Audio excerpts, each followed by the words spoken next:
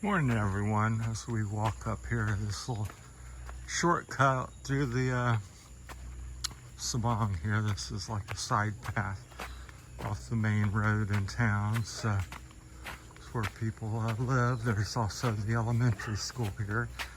So if you're familiar with that, you know where we're at. Looks like there's a impending shower or some rain coming in. So I thought I'd start the video a little earlier. I was going to wait till I get to the road so I don't stub my toe. There's the elementary school here. I believe it's the one and only. Pretty confident in that. So it'll be pretty busy here. I don't think it's a holiday today. It's Tuesday, September the 9th. We're in Sabang, Palawan, Philippines. Thought I'd talk about, to make this video about as we walk up the side of the hill here. I usually walk or run it every day, sometimes a couple times a day, but you get to see the sights and sounds as I talk. There's the big mountain over the top of the school, kind of hard to see. There's the possible rain coming in here in 30 minutes or less. I think we got at least 30 minutes or maybe more, up to an hour at the most.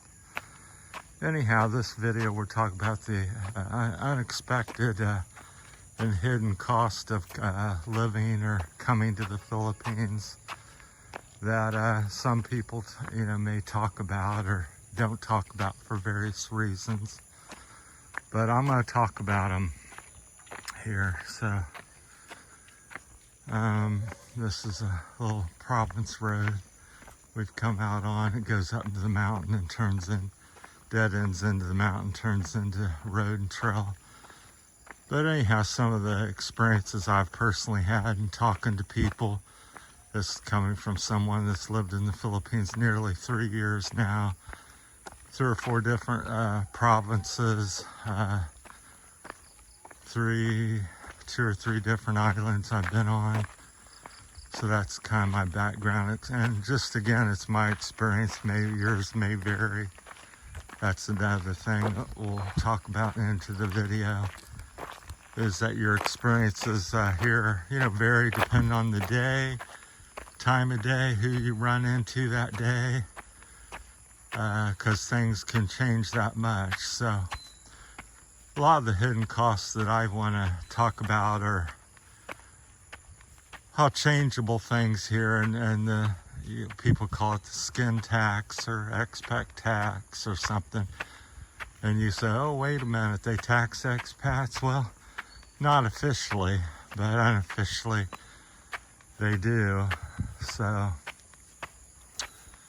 and the way they do that is numerous and various ingenious different ways, and maybe not so ingenious in some ways. Some examples: a buddy of mine I met recently lives nearby. He said when he first came, he got out of the airport and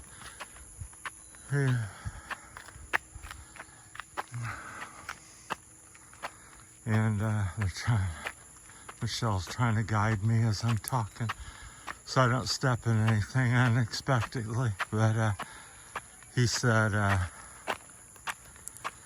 he gets out of the airport, off the plane, out of the airport.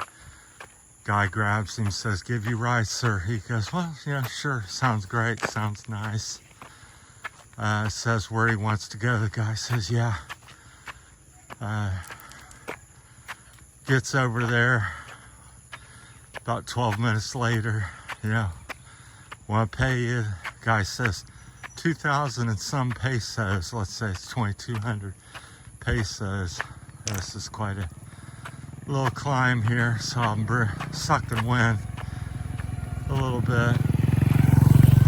And so he pays him, but looking back on it, again, it's that's his first moments off the plane. Good morning. Hey. How are you today? Pretty good. How about yourself? You look good. I like your dog. Thank you. He's Maya. Yeah. So always lots of friendly people and very talkative here. That's a positive. that I highlight a lot in most of my videos, not all for sure, but usually comes up. But anyhow, so he pays, but he goes looking back and stuff. The ride, we'll see that ride should have been 50, maybe 100 peso at most. And, you know, not knowing from in his country that, you know, a lot of places like even in America, it may, you know, very well maybe a $10, $20, $30 ride. But in the Philippines, that's not the case. That's something I speak about all the time. Also, knowing the numbers and the currency difference. And it's not saying, well, you can't pay something because you're used to paying the higher price and stuff. But realize that's not the way it should be, though, here. So, I mean, we're based on now you're in the Philippines and what the real Philippine price is versus the American or whatever kind of price that you've come to. So I've done it the same thing. Not the exact same thing, but it's things like that all the time. So your budget, you may say, well, I've got 1,000 a day budget, or 1,000 pesos a day, or 2,000, or some, doesn't matter on the number. But as we're looking up the road here, I'm just resting a little bit. Spin around and show you the morning sunrise, which is blinding over the mountains, quite beautiful. But it's variables like that all day long in everything you do. You're going to get water. Water should be 5 to maybe 20 pesos or something typically for a big bottle of water. But you're standing there and in line, somebody ahead of you, and 5 peso, 10 peso, 20 peso you get next. And then it's 30 peso, 50 peso, 60 peso for you. So it's that type of stuff. Happens probably 25 to 75% of the time. And it's well known here. The people know they're doing it. Once you've been here a while, you know they're doing it. And it just gets, you know, I don't know what word to use, mind-numbing, or, you know, it's just like you have to constantly be on guard. And are you being charged extra, 10 peso extra, or 25%, or 50%, or it's obviously more easy to know if it's extra. And same with the government. You can say, well, I've got my visa and immigration status set, and I've been researching it, and I'm coming over and getting this one. Well, rules have changed. Prices are now 10,000 peso or 20,000 peso more, or you can't get that one or get that one. And so every day your price will be higher than it should be if you just sat down, because a lot of people come here and they're quite intelligent business owners, as myself, or attorneys or doctors, and they're retired here or visiting here, and they go, oh, I was watching one expat, and he was like, I'm tired of people saying you can't own stuff here. That's not true. You can own stuff here. Well, certainly, generally speaking, you can own 40%. I forget whether it's the land or the house that's one or the other or something, or maybe it's 40% of both. But, and he was telling how under article this or that, we're head back down, but that goes up and just goes into little foot trails to people's houses. It's quite beautiful. I hike up through there, but we're not go much further. Maybe a few dogs will start barking and interrupt the video more. But, and he was citing, he's very intelligent, much smarter than I am. All these laws, sections, such and such in the Philippine article or code or something, or whatever. He said, well, I think he said he was an attorney, or his family was an attorney, and how you could get this and get that. And But at the end of the day, I'm like, you know, yeah, you've got a house that you own. She owns the land was one example. And let's say you split up and have a problem, which 70% of us tend to do, it seems like anymore. And so you're going to sell this house to somebody and get what? You own 40%. And who's going to buy that? A 3 million peso house. So there's numerous problems that you've built as an expat. And now it's on somebody's land. It's not your land. You can only sell the house or sell part of the land. And, you know, so how's that going to work out? You've already lost at the start 60% of your investment. And now you've got to sell this 40% left because you need to move because the relationship, or she's passed away, or something's changed. That's my point here.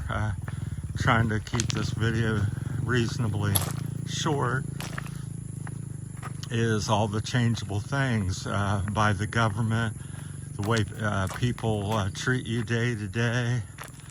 And I'm not really moaning and groaning about this or saying it's wrong or right necessarily. I'm just pointing out that's the way it is, and just be aware of it. So plan for extra, stay sharp. You know, just be aware of it. So I'm not trying to change it. I'm not trying to say it's bad or good.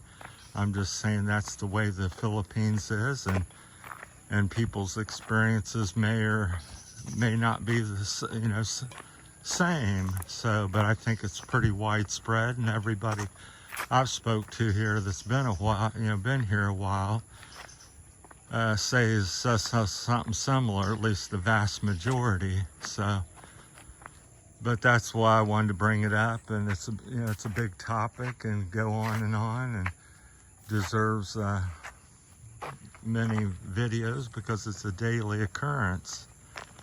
So, and it happens even if you've been here as long as I have, or twice as long, it's still happening to you. And the day you're not sharp, or don't feel like arguing or trying to hash out the difference, and is the day it happens to you. I went on, when I first moved to Palawan, me and Michelle got a taxi, and I know about the meter. I know about, you know, run the meter and all these other things I've learned, you know, about that. But I'm thinking about, you know, what I'm going to do when I'm getting here, and how I'm going to make it over here, and what, you know, my plans over here. So I'm with Michelle, and I'm thinking she's, you know, understands stuff. It's her country, and she's from here and from Iloilo. So the guy pulls up. I really don't know where the Ilo airport is. I flew in there, but when I first come 3 years ago, been there a couple other times, but I'm not sure in relationship to the house. So guy pulls up, and instead of running the meter, which was a red flag, but I wasn't on guard and thinking about it. You know, we said she talked to him in the native language. I think it's Tagalog, might be the other one. But anyhow, and he goes, you know, 600 peso. And I'm like, well, it seems a little high in my mind. I thought about it a few minutes, but I'm like, well, I think it's a 45-minute or some ride to the airport. So him to go back and forth, you know, high, but maybe not so bad. So anyhow, about 15-20 minutes later from there, we're at the airport giving him $600 for a 15-minute ride, which is way too high. So we didn't request to run the meter, or his meter was working. That's a red flag. The red flag was him giving a price up front, because you're thinking, oh, he knows the city. He's a taxi driver. He's going to be fair. He knows, you know, he knows the airport's only 15 minutes away, and got there very quick because traffic was light, because I think we left at 5 or 6 in the morning. So it's all kinds of things like that. I recently had my phone worked on here, and I said, I need the port clean. No, sir, your phone's very expensive. I said, yes, it is. Parts are expensive. Oh, yes, it is. Yeah, that's true. But I just need it clean. 15 minutes later, because I had to go back to the room and lay down and come back. I said, well, how much? You know, they said all fixed. And about 15-20 minutes, they had it fixed. Said, oh, sand and dirt. Then I said, well, how much? 5,200 pesos, 100 and some dollars here in the Philippines. So, which is, you know, outrageous by anybody's terms. So they're, you know, them are just little stories and examples that happen, and everybody I speak to has one or has multiples actually. So I can list probably 100 if I could think about them. So just be aware of that. So it's going to cost you extra. So if you're penny pinching and got it all at once, or you're very smart and you think I've got it all figured out and I've got to, you know, I'm only going to need 2,000 pesos because water costs this, water costs that, you know, electric costs that. Well, and the immigration and my visa costs this. Well, them numbers are so changeable, and they're changeable by approximately 25% on average to 100% at times, virtually, you know, seemingly day to day. So just be aware of that, and you're going to have to be on guard and always prepared to try to protect yourself, and as I joke with Michelle, make the price correction. That's my time on the ever-changing expenses and hidden costs, or call it, of the living and or visiting here in the Philippines. Whether you're a you know, expat that's come to live, or you're a tourist, it's much of the same thing. So have a great day. Stay positive. Even though it's somewhat of a negative type of thing in the long run, but that's just the way it is. So just be aware of it and play the game. Thanks for watching, everybody. Bye.